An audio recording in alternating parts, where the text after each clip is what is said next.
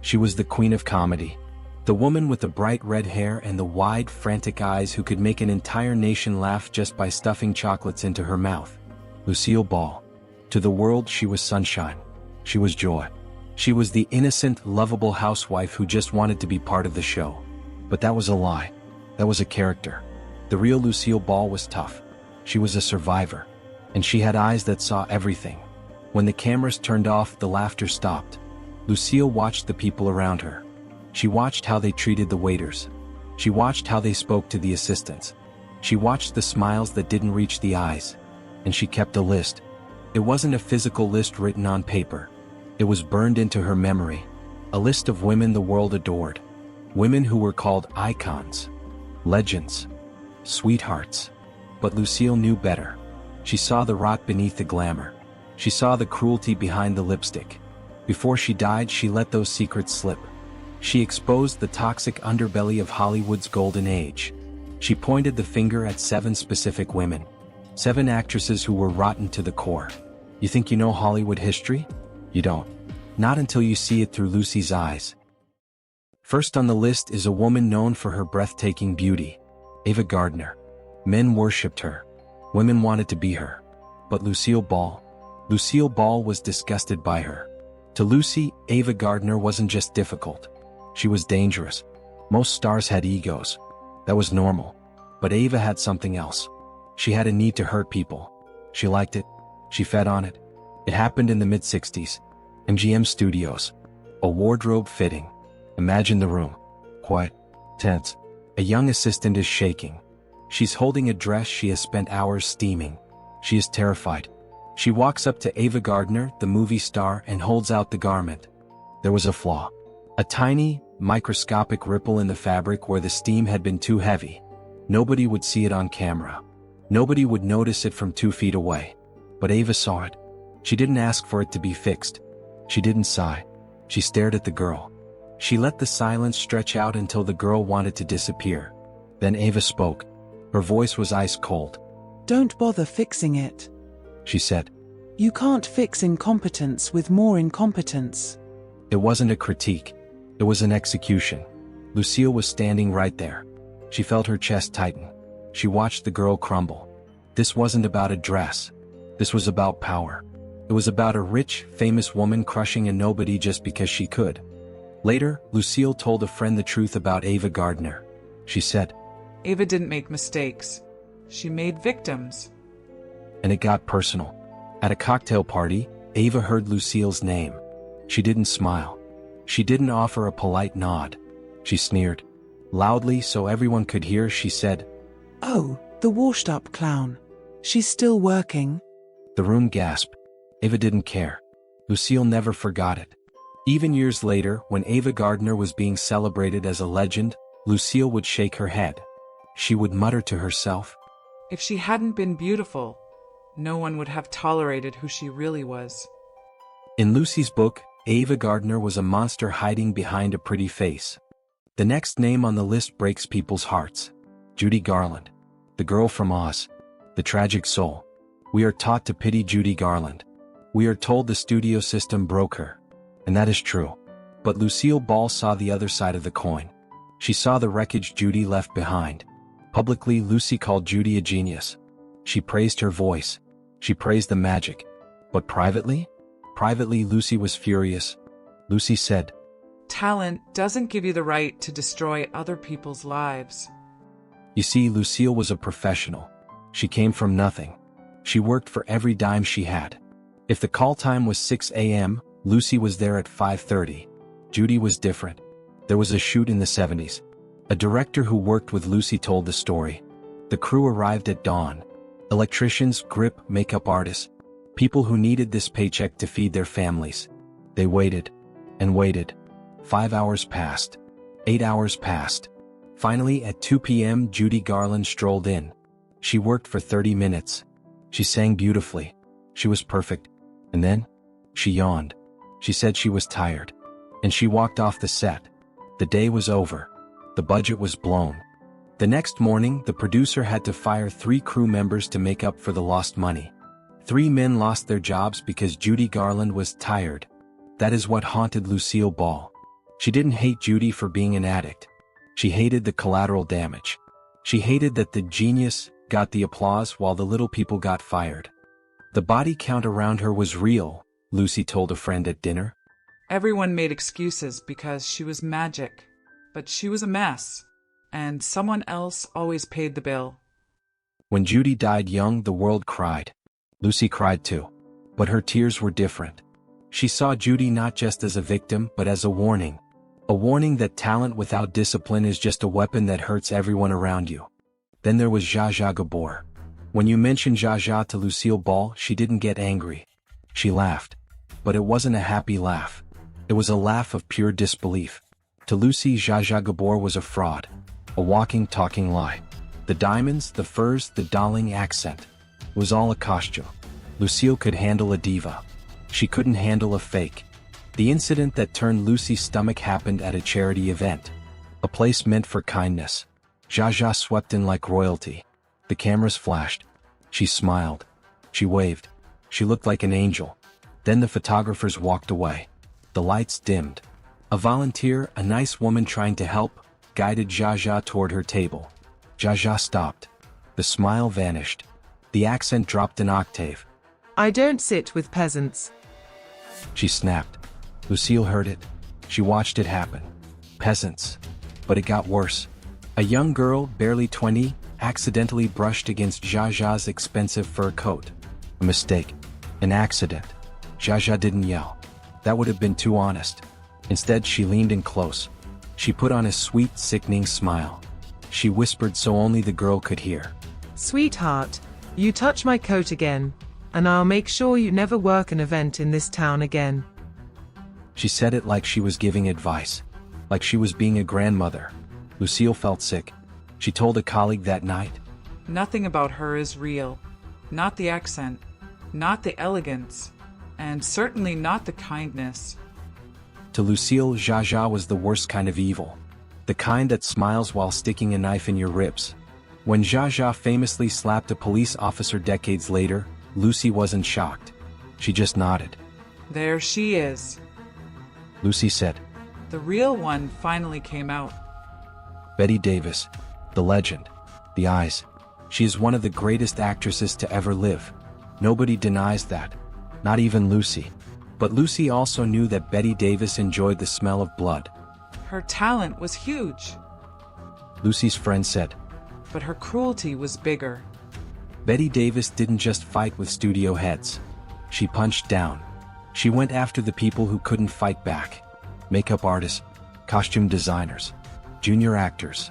She tore them apart. There was a dinner in the mid-60s. Bette was holding court. She spent the entire night mocking the waiters. She insulted colleagues who weren't there to defend themselves. She was venomous. Someone asked Lucy if she wanted to go sit at Betty's table. Lucy looked over at the group. She looked at Bette Davis holding a cigarette like a weapon. No. Lucy said. I'd rather keep my skin intact tonight. But the worst story happened on a soundstage. Lucy was nearby. She heard shouting. Bette Davis was screaming at a young actress. The girl had mispronounced one word. One single word. Bette Davis spent 5 minutes destroying her. She sneered. She asked the girl if she learned to read in a prison. She humiliated her in front of 50 men. Lucille was appalled. She marched to the director. She demanded to know why he allowed it. When you reach the top, Lucy believed, you have a responsibility to pull people up, not kick them in the face. Bette Davis failed that test. Lucy respected the work, but she despised the woman. She refused to ever be alone in a room with her. She knew that Bette Davis was a predator who hunted the weak. If Bette Davis was fire, Joan Crawford was ice.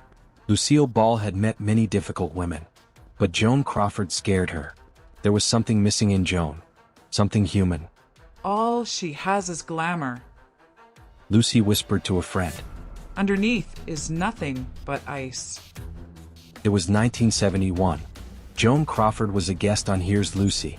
From the second Joan walked onto the set, the temperature dropped. She was demanding. The studio had to be exactly 68 degrees. Not 69. Not 67. 68. Her chair had to be angled perfectly.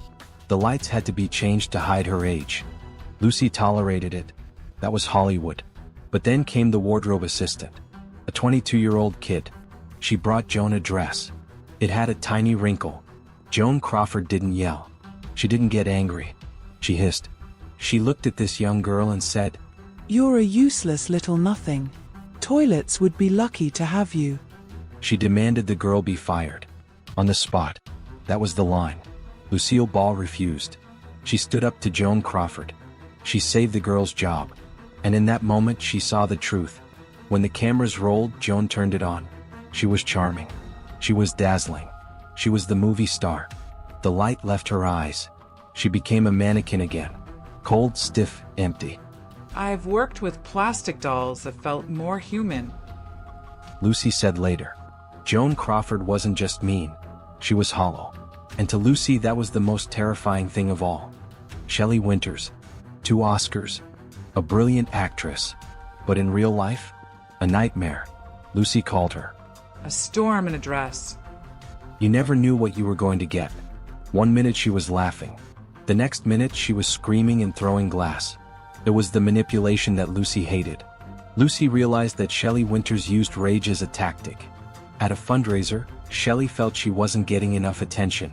She wasn't the center of the universe for 5 minutes. So she exploded. She screamed at the organizers. She threw a drink. She caused a scene so big that guests grabbed their coats and fled. Lucy sat at her table watching the chaos. She took a sip of her drink and said dryly, And that is why I don't sit with Shell. It happened in private meetings too. Shelley threw a drink in a studio executive's face just because he suggested a script change. The man was humiliated. He was dripping wet in his own office. She learned early on, Lucy theorized, that if she screams loud enough, people will give her whatever she wants just to make her shut up. It was a tantrum, a strategy of terror. And Lucille Ball, the ultimate professional, had zero respect for it. The last name on the list is the biggest shock of all. Vivian Vance. Ethel Mertz. On TV they were best friends. They were inseparable. In real life, they started as enemies. When Vivian Vance was cast as Ethel, Lucy wasn't happy. Vivian was attractive. She was young. She was talented. Lucy was threatened. Lucy made the studio put a clause in Vivian's contract. It required Vivian to stay overweight. She had to dress frumpy. She had to look older than Lucy. Imagine being Vivian Vance. You get the role of a lifetime and the star tells you, you have to be ugly or you're fired. Vivian hated Lucy back. She called her. "That tough old broad." She called her a tyrant. One night it exploded. Vivian stormed into Lucy's dressing room. She screamed that Lucy was jealous. She screamed that Lucy was controlling. You should be grateful you even have a job. Lucy screamed back. It was ugly. It was vicious. But this story has a twist. Unlike the others, this hatred didn't last. Through the yelling, through the insults, something happened. They earned each other's respect. They realized they were the only 2 women who understood the pressure. When Lucy divorced Desi, when her world fell apart, the Hollywood vultures circled. But Vivian Vance stood guard. The woman she once hated became the sister she needed.